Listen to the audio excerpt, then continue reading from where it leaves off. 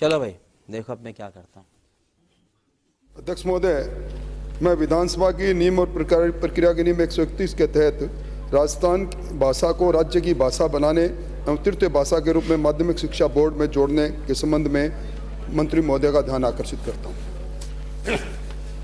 अध्यक्ष महोदय, राजस्थानी भाषा को मान्यता देने एवं संविधान की 8वीं अनुसूची में शामिल किए जाने के संबंध में राजस्थान विधानसभा के सभी सदस्यों द्वारा सर्वसम्मति से दिनांक 25 अगस्त 2003 को संकल्प पारित किया गया था कि राजस्थानी भाषा को संविधान की 8वीं अनुसूची में सम्मिलित किया जाए।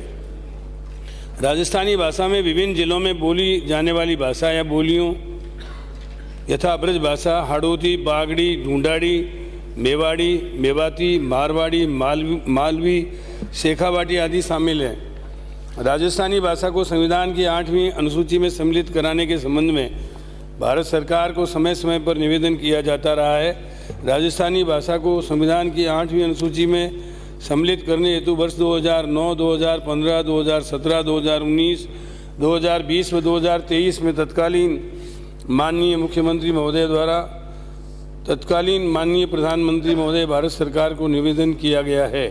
प्रकरण भारत सरकार के स्तर पर विचाराधीन है। राज्य सरकार के ध्यान में आया है कि केंद्र शासित प्रदेश गोवा में दमन दीव राजभाषा अधिनियम 1987 द्वारा कोंकणी भाषा, छत्तीसगढ़ राज्य में छत्तीसगढ़ राजभाषा अधिनियम संशोधन 2007 द्वारा छत्तीसगढ़ी भाषा और झारखंड में बिहार राज्यसभा झारखंड संशोधन अधिनियम 2018 द्वारा मगही, भोजपुरी सहित 17 भाषाओं को राजभाषा बनाया गया है।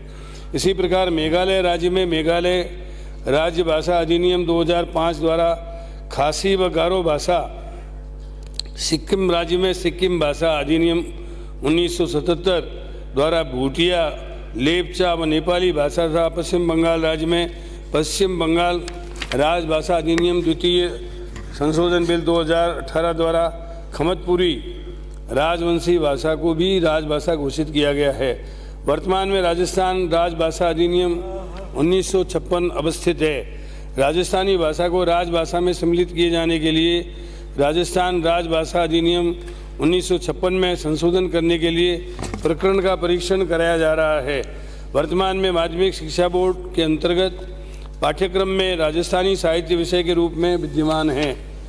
प्रदेश के राजकीय उच्च माध्यमिक विद्यालयों में राजस्थानी साहित्य विषय की परीक्षा भी आयोजित की जा रही है। माध्यमिक शिक्षा बोर्ड के अंतर्गत राजस्थानी भाषा को तृतीय भाषा के रूप में सक्षम स्तर से अनुमोदन पश्चात शामिल किया जाना संभव होगा। बात तो सही है। दौड़ना तो पड़ता है। उसके धंधे के बारे में। धन्यवाद मंत्री महोदय। 25 अगस्त 2003 को जो सर्वसम्मत संकल्प पारित सदन ने किया था उसमें मैं भी साक्षी था। और मंत्री महोदय, ये मेरी अकेले की भावना नहीं, इसी सदन के 160 मान्य सदस्यों ने, चाहे सत्तारूढ़ दल के हो चाहे विपक्ष के हो, मुख्यमंत्री जी को पत्र लिखकर और राजस्थानी को राज्य भाषा। और अध्यक्ष महोदय, मैं सदन का ध्यान हमारे संविधान के आर्टिकल 345 की ओर आकर्षित करना चाहूँगा, जिसमें लिखा है कि राज्य का विधानमंडल विधि द्वारा उस राज्य में प्रयोग होने वाली भाषाओं में से किसी एक या अधिक भाषाओं को या हिंदी को उस राज्य के सभी या अन्य शासकीय प्रयोजन के लिए प्रयोग की जाने वाली भाषा के रूप में अंगीकार कर सकेगा। मंत्री महोदय, आपको पता है कि राजस्थान ऑफिशियल लैंग्वेज एक्ट 1956 बना हुआ है। आपने जो उद्धृत किया जिन जिन राज्यों का, उन राज्यों ने भी आर्टिकल 345 का उपयोग करते हुए अपने अपने प्रदेश के अंदर इस भाषा को, प्रादेशिक भाषा को राज्य भाषा का दर्जा दिया है। सिर्फ अपने को करना इतना ही है कि जो राजस्थान ऑफिशियल लैंग्वेज एक्ट 1956 है, इसके अंदर एक संशोधन लेकर आना है। मैं समझता हूं कि ये बात उठती है, बैरोड से आने वाले मान्य सदस्य अभी भी कई जगह दौड़ लगा रहे हैं। अगर ये भाषा हमारी राज्य भाषा बन जाएगी तो RAS RPS की भर्ती में वैकल्पिक भाषा के रूप में आ जाएगी। हमारे बच्चों को नौकरी में ज़्यादा अवसर मिलेगा।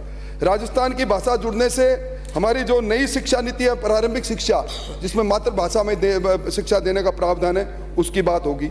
और सभापति महोदय, मैं निवेदन इसलिए कर रहा था, 18 अगस्त 1997 को राजस्थान माध्यमिक शिक्षा बोर्ड में राजस्थान भाषा को तृतीय भाषा, थर्ड लैंग्वेज के रूप में अंगीकार करने के लिए एक बैठक होनी थी, वो आज तक नहीं हुई। राजस्थानी भाषा 2.5 लाख शब्दों का शब्दकोश है, समर्थ साहित्य है, और हमारे जितनी भी हमारी सामाजिक, चाहे जम्बो जी की वाणी हो, चाहे तेजो जी की वाणी हो, चाहे पीपो जी की वाणी हो, चाहे मीरा की भक्ति हो, और आपसे ज़्यादा कोई नहीं जानता, ये सब राजस्थानी भाषा में है। जब छत्तीसगढ़ अधिकारिता भाषा अधिनियम 2007 आ सकता है, इसी आर्टिकल 345 के तहत सिक्किम अधिकारिता भाषा अधिनियम 1977 आ सकता है, गोवा द्वीप दमन अधिकारिता भाषा अधिनियम 1917 आ सकता है, पश्चिमी बंगाल भाषा अधिनियम 1961 आ सकता है। और आपने जो 17 भाषाओं का जिक्र किया, तो फिर हम किसका इंतजार कर रहे हैं? इसलिए मेरा आपसे निवेदन है कि ये जो भाषा आज 11वीं कक्षा से लेकर PhD तक जिस भाषा का उपयोग किया जा रहा है, तो इस भाषा की इस 160 लोगों की भावनाओं को देखते हुए इस भाषा को, जिसको UGC ने मान्यता दे रखी है, जिसको नेपाल सरकार ने मान्यता दे रखी है, जिसको अमेरिका ने मान्यता दे रखी है, जिस भाषा में नीट के अंदर परीक्षाएं हो रही है, जिसमें लक्ष्मी कुमारी चुड़ावत को पद्मश्री का पुरस्कार मिला हुआ है, इसलिए इन सारी बातों को देखते हुए आपने जिन बातों का जिक्र किया, चाहे वो आपने ये भाषा नहीं है, ये बोलियां हैं, वो बोलियां जो अलग अलग हड़ौती, बागड़ी, ढूंढाड़ी, मेवाती, ये सारी बोलियां हैं, शेखावाटी, ये भाषा नहीं है।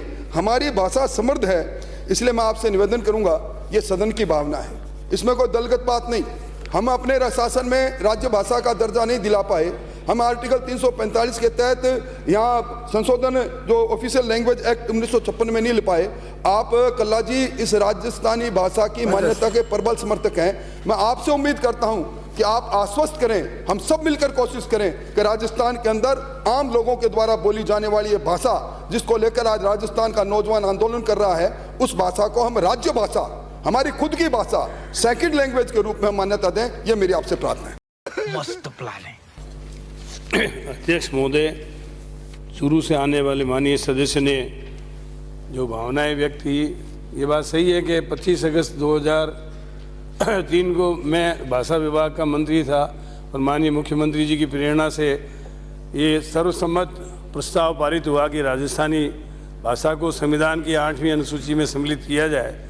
किंतु मुझे अफसोस है कि 2003 के बाद 20 वर्ष बाद भी सीताकांत महापात्रा की रिपोर्ट आने के बाद, जिसमें राजस्थानी भाषा को संविधान की 8वीं अनुसूची में सम्मिलित करने के लिए पात्र माना गया है, फिर भी केंद्रीय सरकार इसके ऊपर निर्णय नहीं कर रही है।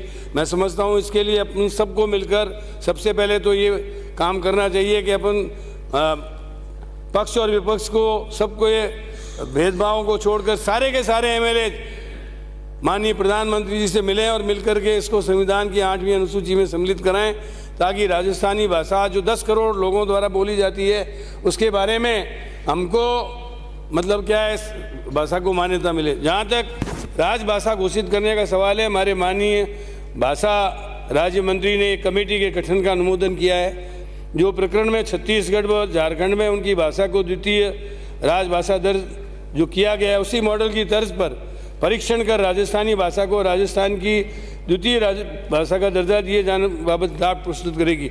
ये अध्यक्ष महोदय प्रक्रिया शुरू हो गई है। अब इस प्रक्रिया के शुरू होने के बाद मैं समझता हूँ इसका पॉजिटिव रिजल्ट आएगा।